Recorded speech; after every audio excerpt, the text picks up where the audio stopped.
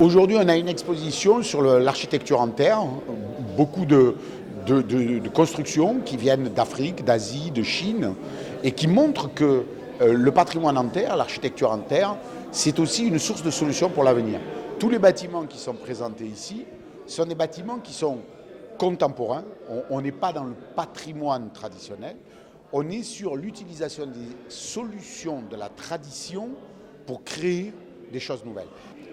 La terre, parce qu'elle est disponible, parce qu'elle est le résultat aussi de l'expérience des populations qui ont très bien compris comment utiliser les ressources locales, comment faire en sorte d'utiliser au mieux la terre, qu'elle soit crue, qu'elle soit cuite, qu'elle soit compressée, pour justement vivre le mieux possible dans leur environnement, de façon, je dirais, climatisée, pour faire face au froid, pour faire face au chaud. Et donc, en réalité, la terre, c'est habiter la terre, ça veut dire aussi vivre sa terre et vivre avec la terre, justement pour vivre bien. En Afrique, on doit être capable de s'organiser, de faire valoir nos savoir-faire et de montrer en Europe. Actuellement, les tableaux que vous voyez sont exposés à l'école d'architecture de Toulouse. Le mois prochain, ça va aux États-Unis. Et en début d'année, c'était à Costa Rica, etc. Donc, ça, c'est la première raison, que l'Afrique soit capable de faire quelque chose et de montrer au monde. Ça, c'est notre ambition. La deuxième chose, c'est de sensibiliser le politique. Que le politique se rende compte qu'il faut investir maintenant dans la terre pour des tas de raisons.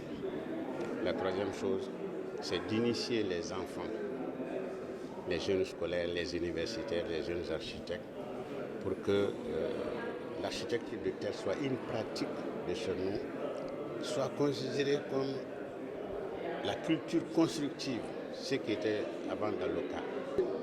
Nous avons abandonné notre façon d'être relativement à l'habitat. Vous voyez, tout est en terre.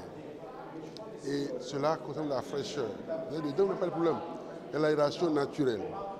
Nous devons faire l'effort de revenir, je dis bien progressivement, à ces habitats-là et faire bien sûr les valoriser, faire en sorte que d'autres personnes nous suivent. Le patrimoine en terre, aujourd'hui, c'est une tradition européenne. On a des cathédrales, on a un environnement en terre.